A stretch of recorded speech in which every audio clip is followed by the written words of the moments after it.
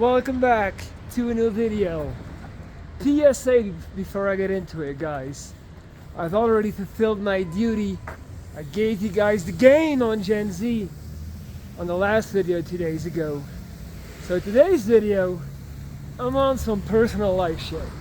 This is gonna be about me, alright? I've been reading some comments, people saying, hey, I subscribe for positive content. What are you doing? Guys, let me keep it real. I'm never gonna give in to expectations. I'm never gonna try and figure out what the audience wants, with all due respect. I done lost many more subscribers than I've ever gained. And I'm fine with that. I'm okay with that. This channel is for me and you. But I cannot compromise myself. Alright? So I'm gonna speak on what I feel, I'm gonna speak on what happens to me. And I don't have an agenda. It's not my job to uplift you necessarily. It's my job to share my honest philosophy. Now, all that being said, let's talk about it. And this is gonna be the last video of the infamous breakup saga. I guess, I hope, I think so. And I want to talk about how I arrived in this new year to a new mindset and how I got over it. So let me tell you guys, as you know, I'm living and working in Mexico City, but for the holidays, for the entire month of December, I went back home to Belgium to spend a month living with my old folks. And boy, oh boy, let me tell you, I have arrived here with a whole newfound appreciation, flexibility, and gratitude for the life I have here.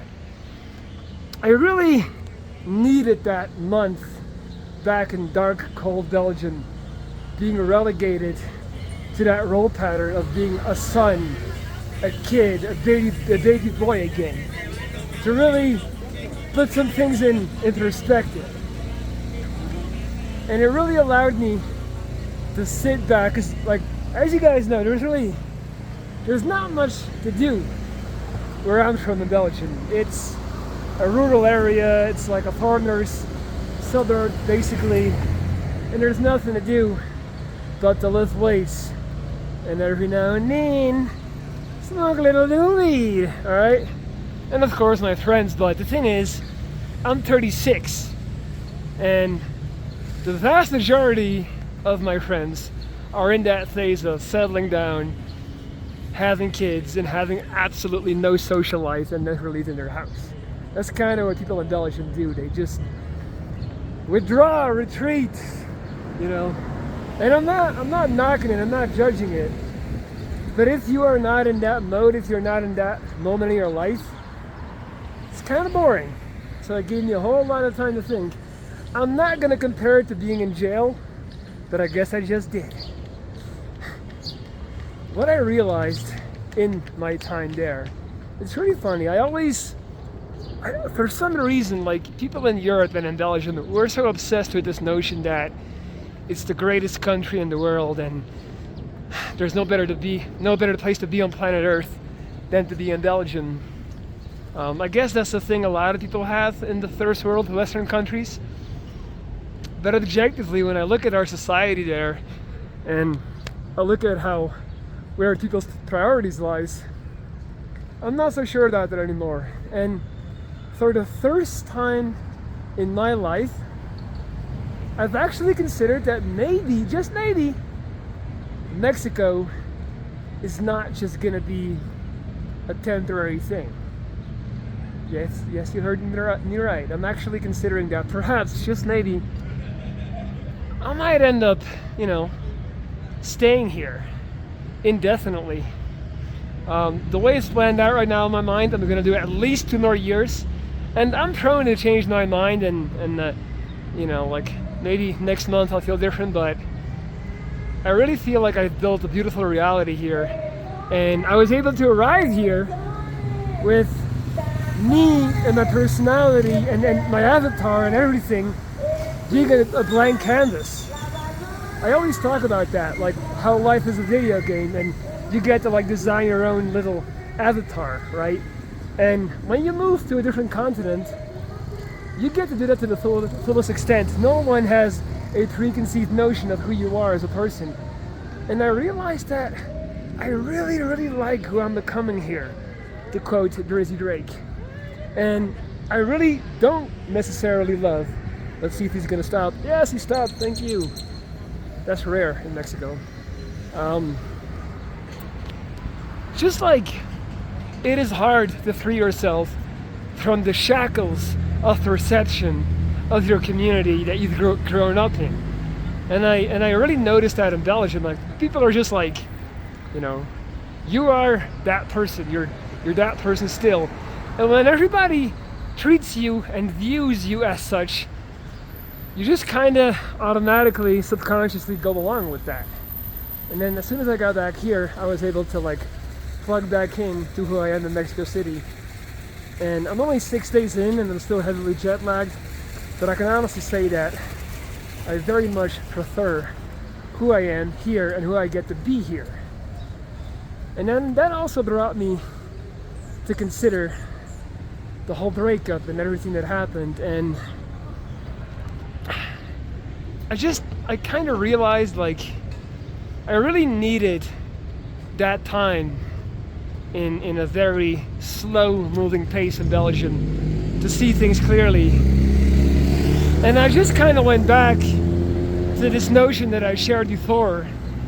Even though the house has burned down, if the architect survived, it doesn't matter, because the architect can design and build another house. And that's exactly what I've been doing. I hit the ground running. I made a conscious decision to put all that stuff that happened last year behind me and to design a new reality and to find new adventures. So I've already gone on a couple of dates. I've learned a lot, man. Like, you can call me I guess I'm an old head already. Yesterday I had a date and I learned about ethical. No, hold on. Wait. I'm already fumbling it. Ethical non-monogamy. So I had a date with this girl, and she basically talked about how monogamy is a social construct, and it's a trap, and it's designed to make people fail and cheat. So she doesn't believe in it. So she has basically converted to ethical non-monogamy, which means that you basically get to have multiple partners, but you don't lie about it. You communicate about it and you're on the same page. Now, this is not me saying I'm about to jump into that. I did find it a very interesting date, and it did teach me a lot. But just the opportunity to, at the age of 36, learn all of those things, have these housemates that are 24, 25, like, I'm so blessed. I'm so blessed. And I remember being in Belgium, and it was getting closer to the end of the year, and this anxiety crept up. This notion that something bad was gonna happen, this impending doom crept up, and it somehow got into my head that I might not make it back to Mexico, and it scared the shit out of me. Like, I don't even have the real reason, like, rational reason to explain it, but I was just like, man, what if I don't make it back? What if I'm relegated once again to living here in Belgium? And it scared the shit out of me. So being able to make it back and being able to get back into my routine, I just went to my gym, be with my new friends here, my new people, it has just unlocked this whole new perspective for me.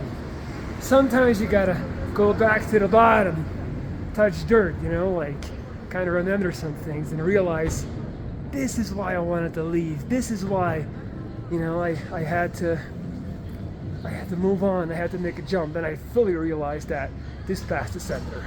And I think you could even see it in the videos that I made while I was in Belgium. I didn't have that same energy.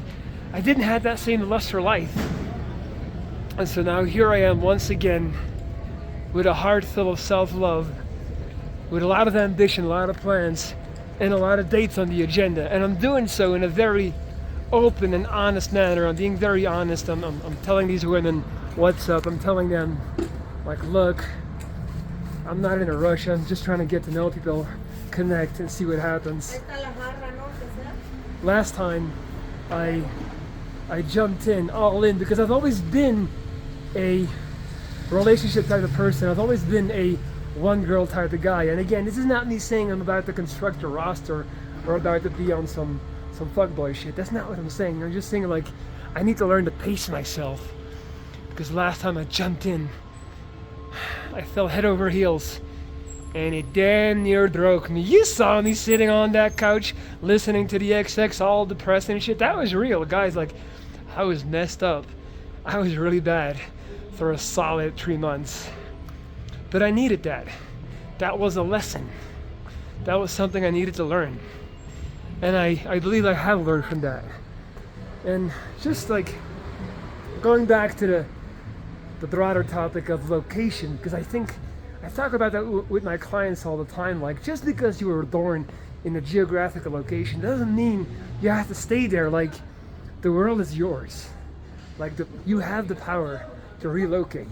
You have the power to reboot your system, reboot your avatar, and be this whole new person in this whole new reality where nobody has a preconceived notion of you. You get to reset your canvas. You get to have a blank canvas again and paint it with the colors that you like, not your parents, not your siblings, not your family, not your culture. You get to decide. And when you truly understand that and realize that, it's a very powerful feeling.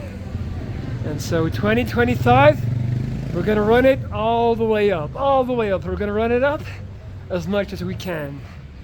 And I want you guys to be on this journey with me, because it's about to go down. It's about to go next level, guys. And I hope you can feel my excitement. You can feel my energy. You can feel my lust for life. But what I was gonna say was, because I always get sidetracked, I get too excited. Europe, which is considered the land of milk and honey for many, for obvious reasons, universal health care, all those type of things, safety. But Europe is not in the best spot. And I've been talking to some people back in Belgium. I'm not gonna drop names because I don't wanna, but let's just say people that know what they're talking about, very serious people whose profession is geopolitics. And I've been told that it's basically guaranteed that between now and the next 5 years, Russia will invade Europe. Like, it's gonna happen. War is inevitable. And when I heard that, and it dawned on me that ironically, me being in narco country might actually turn out to be the superior and more safe option than remaining in Belgium. And I made a joke about it to my family. I was like, hey, I'll make sure that in the next year and a half, I'll secure a nice place. So if need be, you guys can come to Mexico if war is upon us, and you can flee, and I'll host you in Mexico. And they laughed, and they were like, all right, but let's just say, and I pray that doesn't happen. I pray doesn't end up being the case. But guys, it's about to go down. Like, and I'm not just talking about war, like, it's about to get, and I'm not trying to be pessimistic either, but I do think it's about to get a whole lot worse before it's about to get better.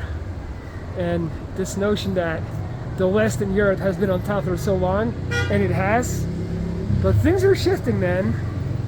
And there's just something about Mexico City that gives me a lot of hope. It inspires me. There's a lot of opportunities here. There's so many people here that are looking for connections and looking for a better life. And the fee of admission is having the balls to move here and to not get scared by all the propaganda that you hear about Mexico. because most people think this is like the most dangerous place in the world. And I'm not talking about Mexico as a country now, but I can guarantee you that the bubble in Mexico City, which is Roma Norte, Juarez, Polanco, and Condesa, is way safer than any major European city. Way safer, and it's not even close. So it's just a few things that I realized, and that I wanted to share with you guys before these thoughts sink away or get lost. But just to conclude, I am grateful for everything that happened last year. I am grateful for falling head over heels, for truly being in love for the first time since my last, long-lasting relationship. And I'm grateful for the pain, because the pain allowed me to just unleash my creativity, unleash my, I truly feel like pain and suffering is a far greater motivator than happiness. When I'm happy, I get lazy, I get complacent. I just want to enjoy life. When I suffer, I need to channel that pain. I need to create. I need to, get rid of that somehow. And I did. If you go if I'm looking at my channel's views and how my channel has gone, it has gone absolutely nuclear since I made that video talking about nobody wants to go out with me. But though that run was a beautiful run, it was a successful run, I also now need that run to be over. So this is my closure video on that.